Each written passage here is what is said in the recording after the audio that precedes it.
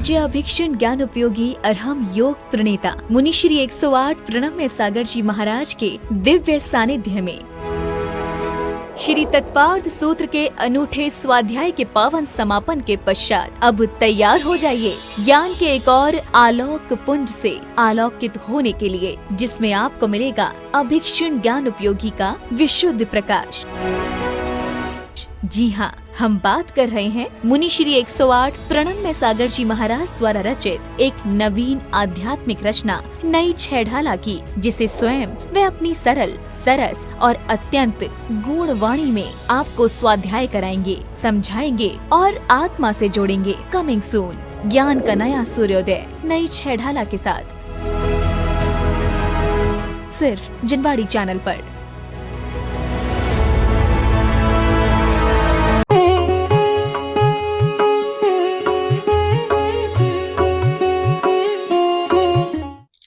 इसलिए ध्यान से पहले हमारे अंदर एक धारणा होनी चाहिए, और धारणा जो होती है वो ज्ञान की ही एकाग्रता से पहले धारणा बनती है, फिर ध्यान आता है। धारणा का मतलब आप समझते हैं? एक ऐसा हमारे अंदर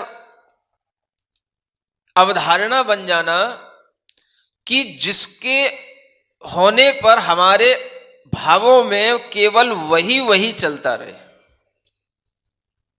उसको बोलते हैं धारणा।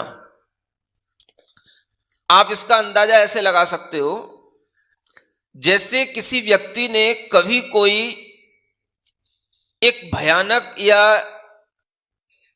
टेरर वाली कोई फिल्म देख ली, समझ आ रहा? अब देख तो ली, लेकिन किसी किसी व्यक्ति के दिमाग पर उसका इतना अटैक हो जाता है कि उसको दिन रात उसको वही दिखाई देता है। क्या समझ आ रहा है?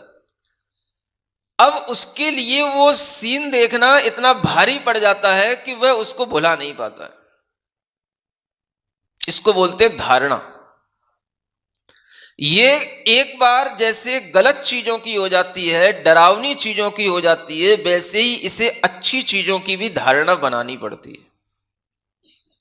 जब धारणा बन जाती है तो ध्यान की ओर प्रवृत्ति होती है।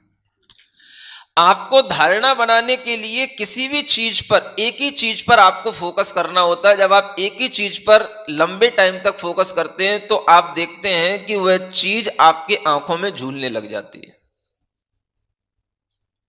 एक विधि बताई जाती है योगों में, ध्यान में त्राटक करने की। एक दिन आपको बताया था, अपने अंगूठे को ऐसे सामने लेकर के अपनी दृष्टि को उस पर टिकाना। यह भी एक तरीके की धारणा करने का अभ्यास है। ऐसा होगा कि जब आपके सामने ये अंगूठा नहीं भी होगा, माने आप अपनी आंखें बंद कर लेंगे तो भी आपके दिमाग में वो अंगूठा झूलेगा। समझ आ रहा है? वो कहलाती है धारणा। आप देखते हैं कभी, जैसे आप किसी को देख रहे हैं, आप एकदम आंखें बंद कर लो, आपके दिमाग में वो चित्र झूमेगा।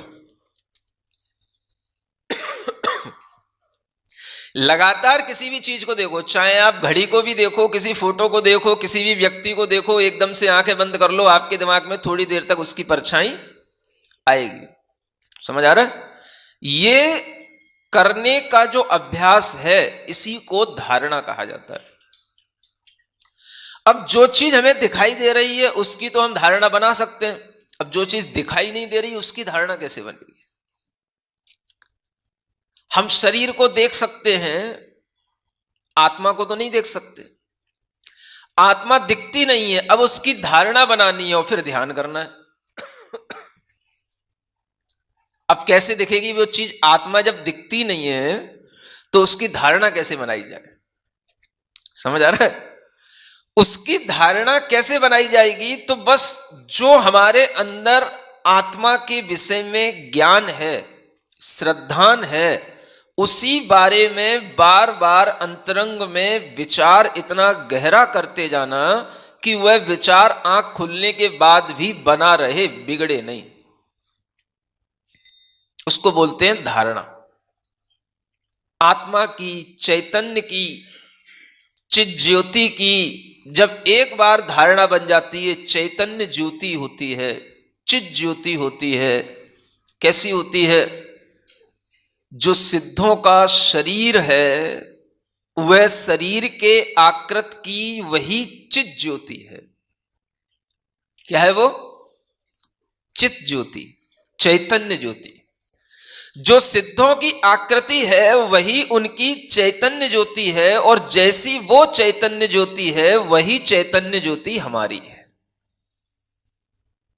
समझ आ रहा है? अब देखी तो ना हमने उनकी ज्योति है और ना अपनी ज्योति है, लेकिन आपको उस विश्वास के साथ में उस चैतन्य ज्योति की धारणा करनी पड़ेगी। पहले दूसरे की चैतन्य ज्योति को समझो, धारणा करो। आत्मा के प्रदेश शरीर के आकार में, शरीर की ही अवगाहना के बराबर, बैठे हुए आकार में या खड़े हुए आकार में सिद्धों की उस स्थिति को अपने ध्यान में लाते हुए जब हम इस तरीके की धारणा बनाते हैं सिद्धों के ध्यान के साथ में, तो वह धारणा ही हमारी अपनी आत्मा की धारणा के काम में आती है। ये धारणा होगी तभी हम आत्मा का ध्यान कर पाएंगे। इसलिए आत्मा का ध्यान करने से पहले परमात्मा का ध्यान करना, और परमात्मा का भी ध्यान करने से पहले जो परमात्मा के वाचक अक्षर हैं उन पर पहले अपने मन को एकाग्र करना। धारणा से पहले मन को एकाग्र करना जरूरी होता है। तो मन को एकाग्र करने के लिए अक्षरों का ध्यान करना, उन सिद्ध आत्माओं के वाचक, चित ज्योति के वाचक अक्षर कौन से हैं? तो अरहम अक्षर जो है वो चित ज्योति का वाचक है, शुद्ध सिद्ध आत्माओं का वाचक है। समझ आ रहा? इसलिए एक दोहा लिखा हुआ है, अरहम ही चित ज्योति है, अरहम अरहत सिद्ध, अरहम साधु मंगलम, अरहम लोक प्रसिद्ध। क्या है? अरहम ही चित ज्योति है। जब आप अरहम का ध्यान कर रहे हैं तो आप चैतन्य ज्योति का ध्यान कर रहे हैं। शुरुआत में आपको वह चैतन्य ज्योति दिखाई नहीं पड़ेगी, केवल अरहम के अक्षरों की आकृति दिखाई पड़ेगी, और अरहम के अक्षरों में ध्यान करने पर उसमें जो मन की एकाग्रता हो जाएगी, उसके बाद में आपको वहां पर ही सिद्ध आत्माओं की अपने आप आपको छाया दिखाई देने लगेगी। उन्हीं अक्षरों के अंदर, उसी स्पेस में, वह कहलाएगा आपके अंदर की धारणा, सिद्धों की धारणा, शुद्ध आत्माओं की धारणा।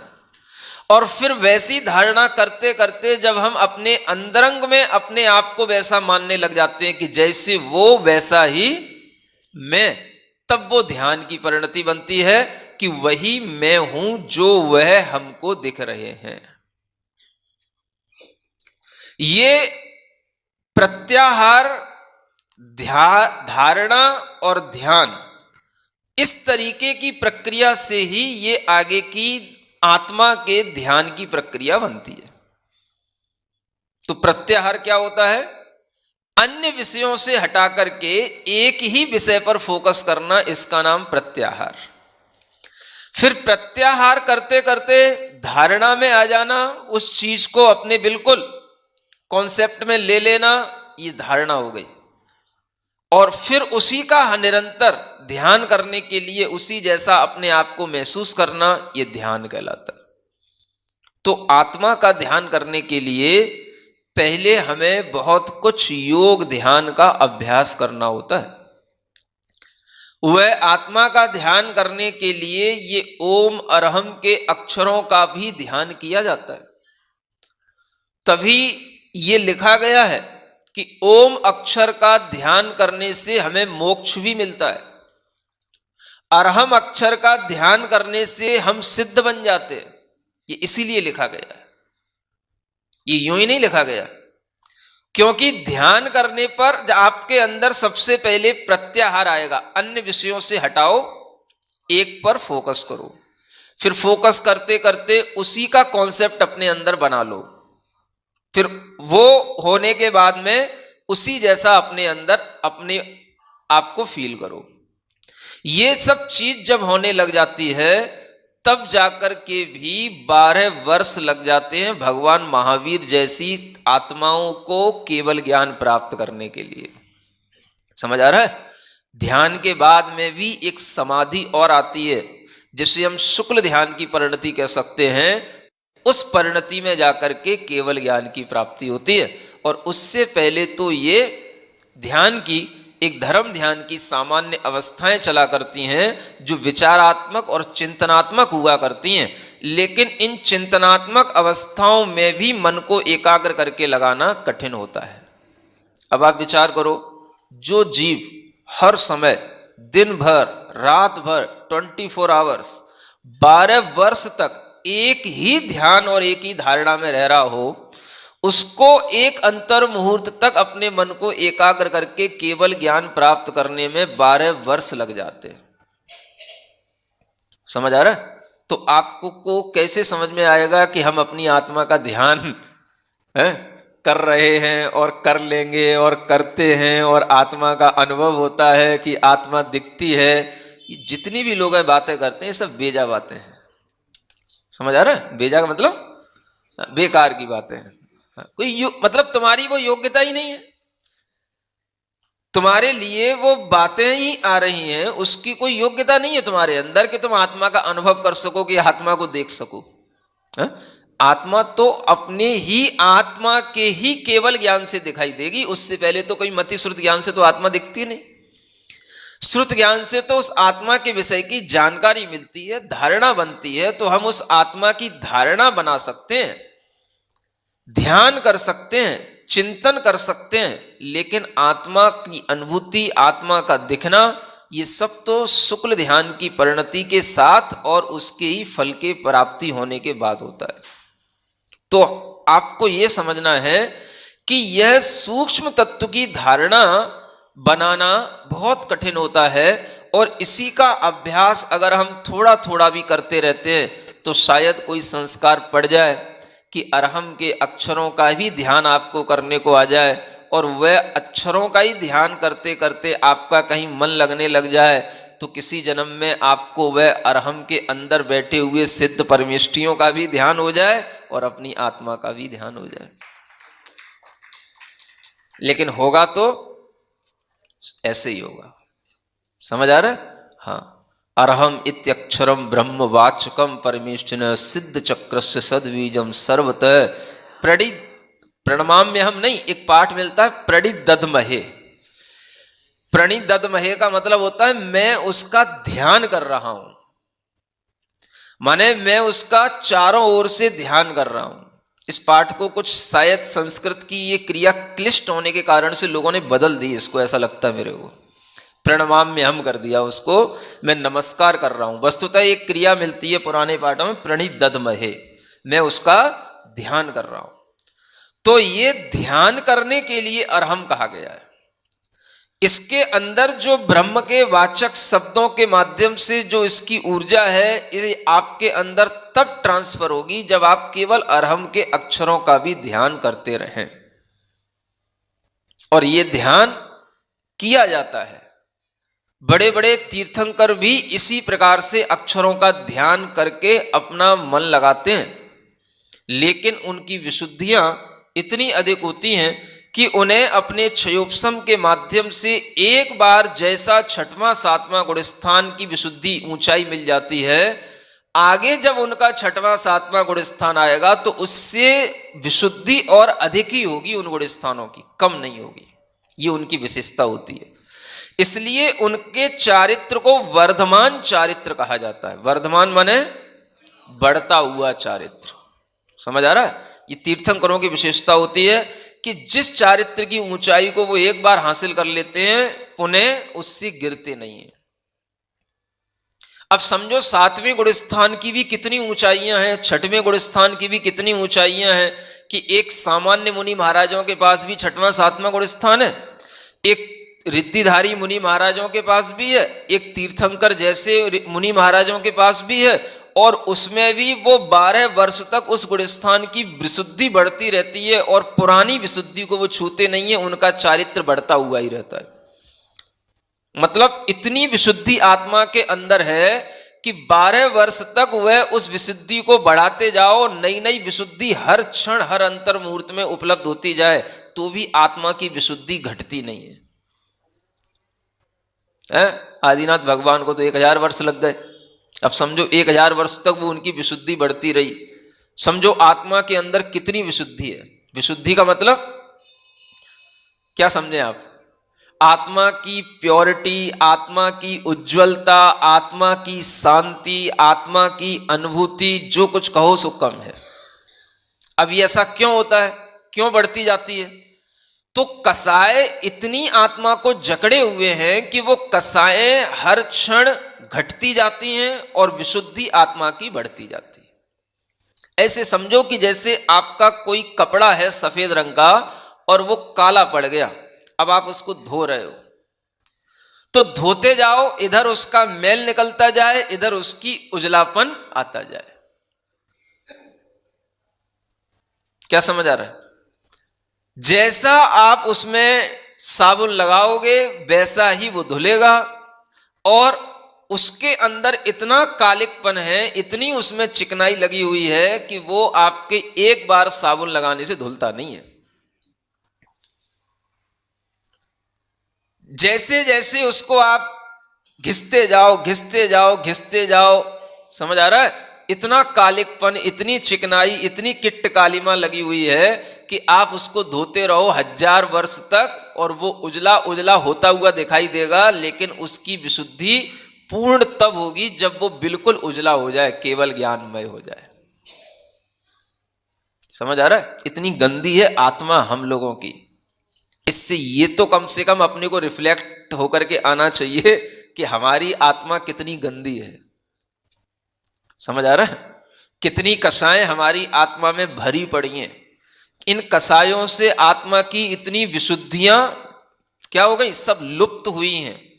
जो विशुद्धियां इन तीर्थंकरों ने अपने वर्धमान चारित्र से प्राप्त की, वो विशुद्धियां हमारे अंदर बिल्कुल दबी पड़ी हैं, लुप्त हुई पड़ी हैं। उन शक्तियों को हमें कोई भान नहीं है और उनकी कोई जागृति का अभी कोई भी हमारे पास साबुन भी नहीं है। कोई उनको विशुद्धियों को बढ़ाने का कोई साबुन भी नहीं हमारे पास। समझ आ रहा है? इतना वर्धमान चारित्र उनका जब हो जाता है तब यहां पर कहा गया, समझ रहे हो? इस स्तोत्र में वर्धमान नाम भगवान महावीर स्वामी का सार्थक उनके वर्धमान चारित्र को लेकर के किया गया है। वैसे तो लोग उन्हें बचपन से वर्धमान कहने लगते थे, लेकिन हमने कहा नहीं। समझ आ रहा है? हम भगवान को वर्धमान तब कहेंगे जब वर्धमान चारित्र को धारण करके वो अपने वर्धमान नाम को सार्थक करेंगे कि हाँ अब ये वर्धमान हो रहा है। इसलिए यहां पर आकर के हमने उनका नाम वर्धमान रखा है। समझ आ रहा है? वैसे तो उनका नाम बचपन में वर्धमान रख गया था, लेकिन हमने उनका नाम वर्धमान चारित्र लेने के बाद रखा है और उसका कारण बताया है। 4 प्रकार के न्यास होते हैं। त्वम वर्धमान इति नाम भुवि प्रपन्नो। इस संसार में आप इस वर्धमान नाम को प्राप्त हुए, लेकिन कौन से नाम से? एक नाम तो केवल नाम का होता है और एक नाम होता है काम के साथ होता है।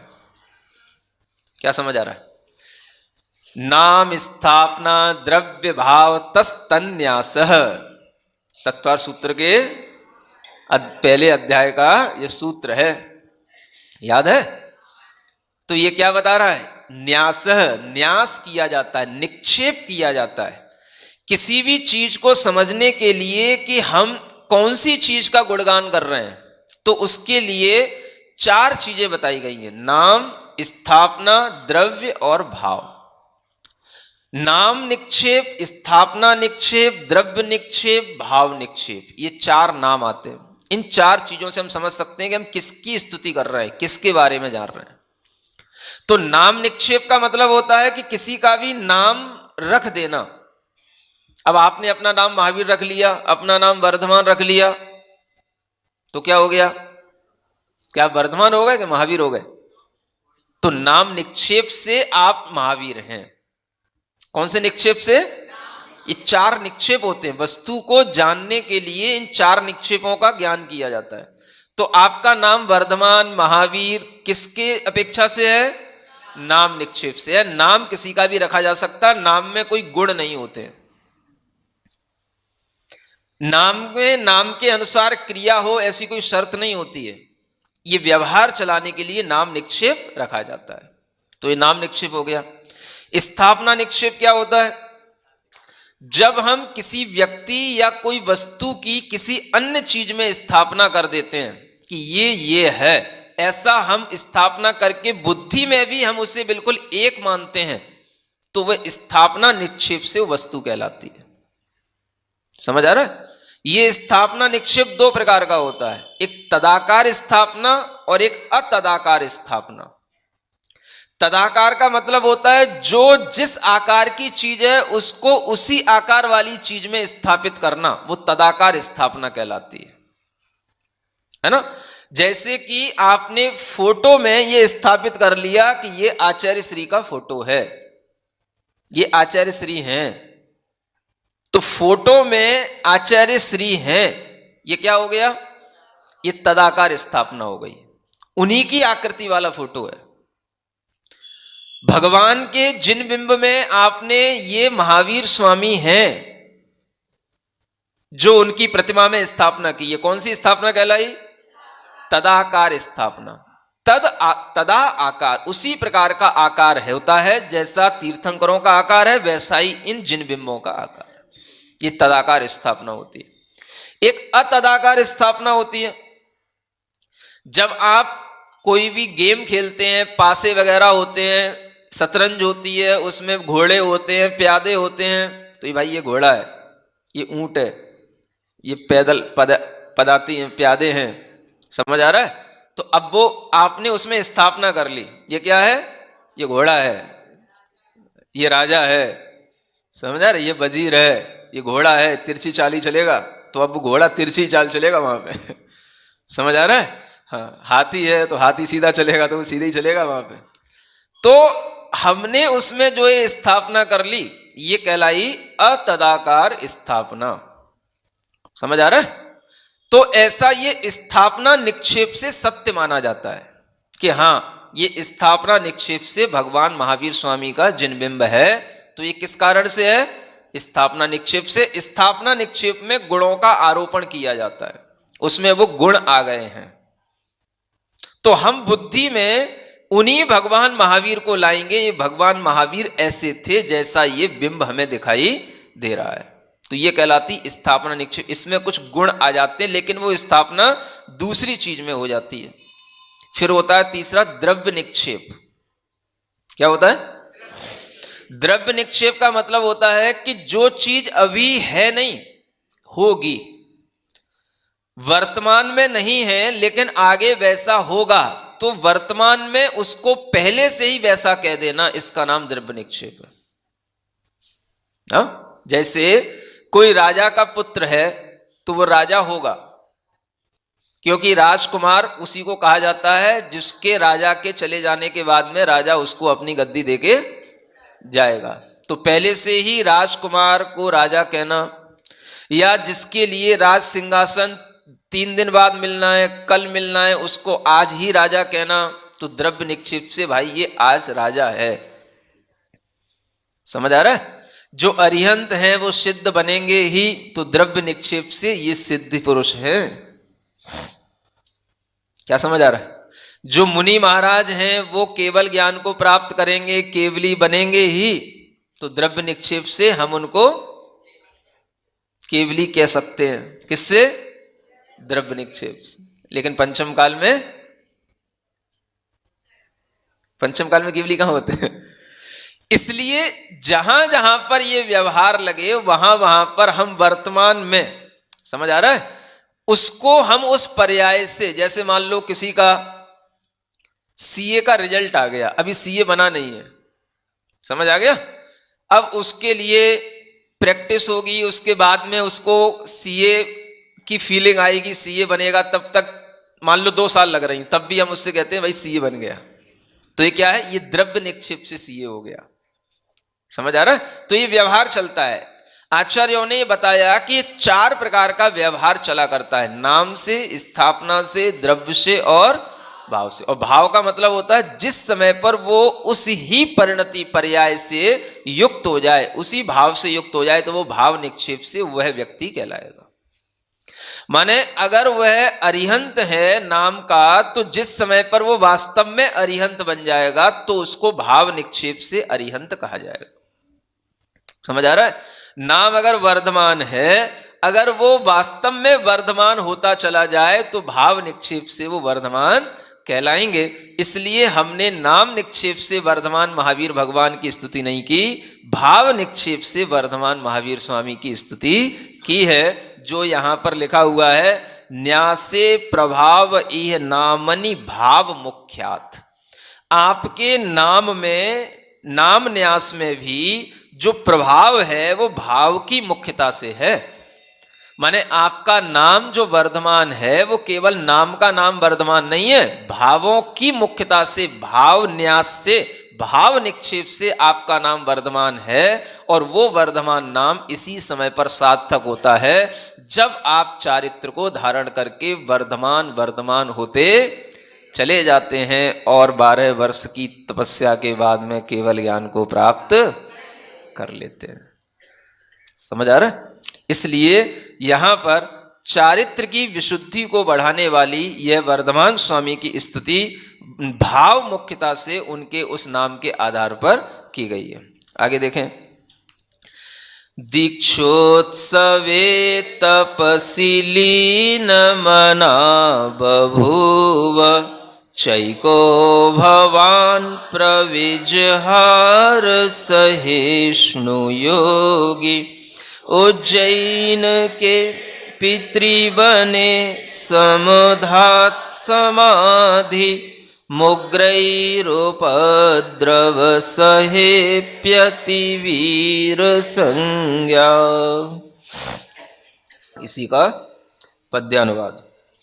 तप कल्याणक होने पर प्रभु तप में ही संलीन हुए। एकाकी बन कर विहार कर शील योगी जुहुए। उज्जैनी के मरघट पर जब आप ध्यान में लीन हुए। उग्र उपद्रव सह कर के ही नाम लिया अति वीर हुए। ये भगवान का एक नाम और था, अतिवीर। दीक्षा लेने के बाद दीक्षोत्सवे तपस्वी लीन मना बभूव। दीक्षा कल्याणक होने के बाद आपका मन तप में लीन हो गया था। चैको भवान प्रविजहार, और आप अकेले ही विहार करते रहते थे। समझ आ रहा है? कोई भी चेला चपाटा उनके साथ में था ही नहीं। उनने अपनी जिंदगी में किसी को चेला बनाया ही नहीं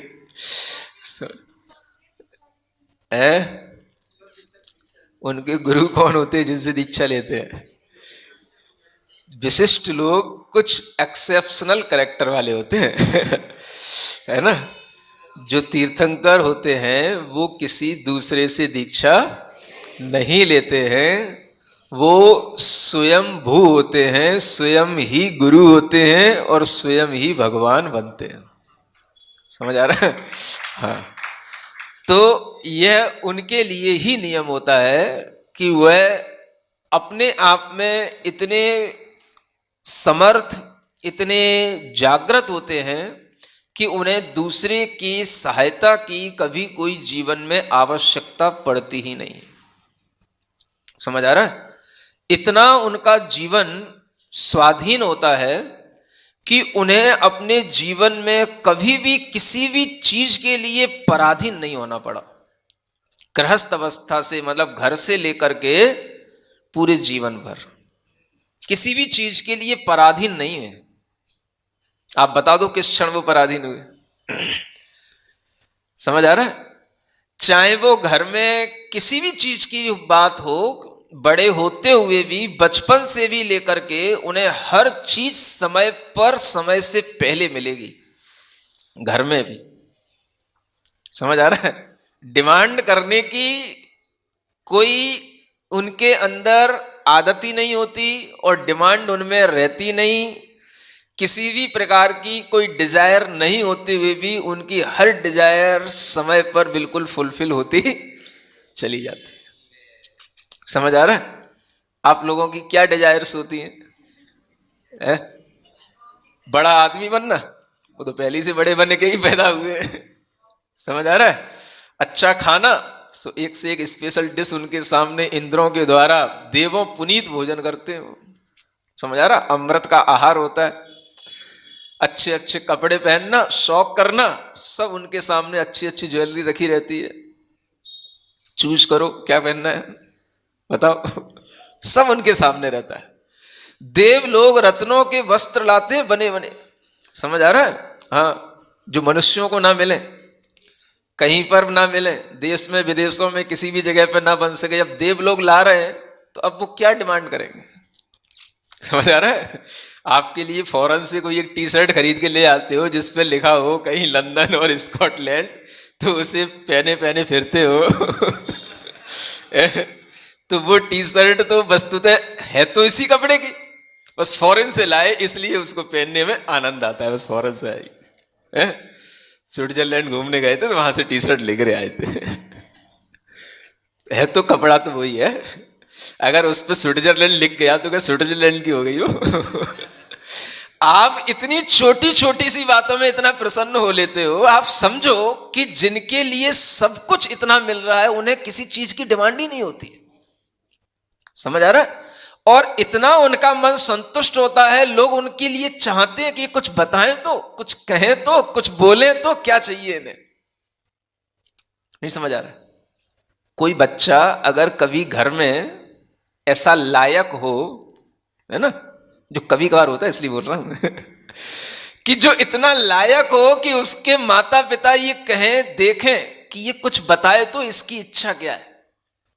समझ आ रहा है? ऐसा भी हो सकता है कभी वो बच्चा कुछ ना बोले, संतुष्ट हो, टैलेंटेड हो, हर प्रकार की क्वालिटी उसके अंदर हो, लेकिन बच्चा कोई भी डिमांड ना करे और माता पिता उसके सोचें, घर के दूसरे लोग सोचें कि ये कुछ कहे तो मैं इसके लिए अभी ये चीज ला करके दूं। समझो कितनी बड़ी चीज होती है। समझ आ रहा है? ये वो पर्सनालिटी है कि जिनके लिए सब कुछ उपलब्ध है और कुछ नहीं कह रहे, कुछ नहीं चाह रहे। इंद्र भी उनके सामने खड़ा खड़ा देखता रहता है, प्रभु जी क्या बताओ तो, आप क्या लाए आपके लिए, किससे प्रसन्न रहेंगे? अरे हम तो वैसे ही प्रसन्न है, किससे क्या प्रसन्न होंगे। समझ आ रहा है? तो ऐसी योग्यता अपने आप में आना एक बहुत बड़ी चीज होती है। हाँ, मांग मांग करके, चाह करके कुछ मिलना, इसमें कोई मजा नहीं आता। बिना मांग करके, बिना चाह करके जो मिलता है उसका आनंद अलग होता है। समझ आ रहा है? ऐसे भी होते हैं बच्चे कुछ, मतलब कि माता पिता कहते हैं बेटा तेरे लिए ये खरीद के ले, तेरे को ये पहना दे, तेरे लिए ये कर दे। समझ आ रहा है?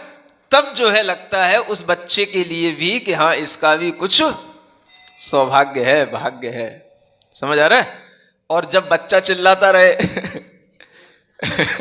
और कोई उसकी सुनने वाला ना हो, समझ आ रहा है, तो आप समझो कि उस बच्चे का कितना सौभाग्य है ना।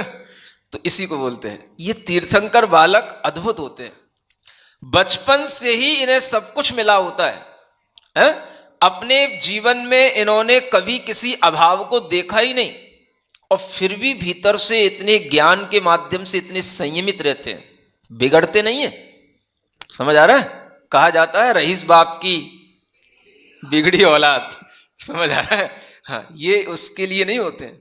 हाँ, क्योंकि इन्हें मालूम है कि ये रईसाई हमें बाप से नहीं मिली है।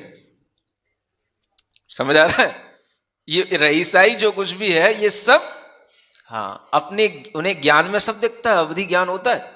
तो इसलिए वो कभी भी कोई भी तरीके का, मतलब किसी से दुर्व्यवहार नहीं करते। समझो आप कि जिन्हें अपने जीवन में किसी से कोई बुरा बोलने का अवसर नहीं मिला, किसी से बुरा नहीं बोला जिन्होंने अपने जीवन में, बचपन से लेकर के बड़े होने तक, समझे ना, किसी पे गुस्सा नहीं किया। ऐसा भी जीवन हो सकता है कोई? कभी किसी पे झल्लाए नहीं, चिल्लाए नहीं। क्या समझ आ रहा है? समझो, हम तो एक दिन भी अगर सोच लें कि आज किसी पे झल्लाएंगे नहीं, चिल्लाएंगे नहीं, तो बहुत बड़ी बात है। समझ आ रहा है? और जिनका पूरा जीवन इसमें निकल रहा है, तो साधना या गुणवत्ता तो इसी चीज की होती है कि हम ऐसी क्वालिटी की तरफ ही अपना दिमाग रखें, ध्यान रखें कि आज हम किसी पे चिल्लाएंगे नहीं, आज हम किसी पे गुस्सा नहीं होंगे, आज हम किसी चीज की डिमांड नहीं करेंगे, आज हम बिल्कुल संतुष्टि के साथ रहेंगे। ऐसा एक दिन भी तो निकालने की कोशिश करो। चलो एक दिन छोड़ो, 1 घंटा तो निकालो।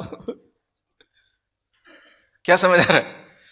वो 1 घंटा भी तब निकलेगा जब आप अरहम ध्यान करने बैठोगे, नहीं तो वो 1 घंटा भी मिलने वाला नहीं। समझ आ रहा है? तभी थोड़ा संतुष्टि का भाव आएगा। चलो भाई ध्यान में बैठे हैं तो ध्यान में और कुछ नहीं सोचना है। मैं संतुष्ट हूं, मैं आनंदित हूं, बस तभी भाव करोगे, तभी आपको कुछ फीलिंग आएगी।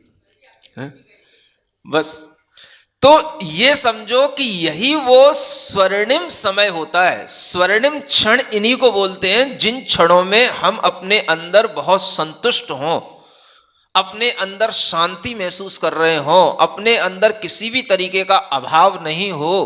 वही क्षण गोल्डन टाइम कहलाता है। समझ आ रहा है? This is your golden time. Jubilee तो बाद में आएगी। समझ आ रहा है? ये गोल्डन टाइम होता है जिस समय पर हम बहुत शांत होते हैं, प्रसन्न होते हैं, संतुष्ट होते हैं। अगर वह समय ही हमारे लिए लंबा चलता है तो ही हमारे लिए कुछ कहा जाता है, हम सौभाग्यशाली हैं। वरना चिल्लाते रहो, तड़पते रहो, परेशान होते रहो, उससे होना जाना क्या है? तो ऐसे ये तीर्थंकर अकेले, और अकेले में प्रसन्न, कोई चेला नहीं, कोई चपाटा नहीं। चपाटे से मतलब ऐसे ही बोलने आ जाता है। मतलब किसी से कोई प्रयोजन ही नहीं, किसी की कोई चिंता ही नहीं। जहां जाना है चले, जो करना है करे। समझ आ रहा है? बस कोई बात की चिंता नहीं, फिकर नाम की तो कोई चीज ही नहीं। किसकी फिकर? जब शरीर ही अपना नहीं है, फिकर अब किसकी की जाए?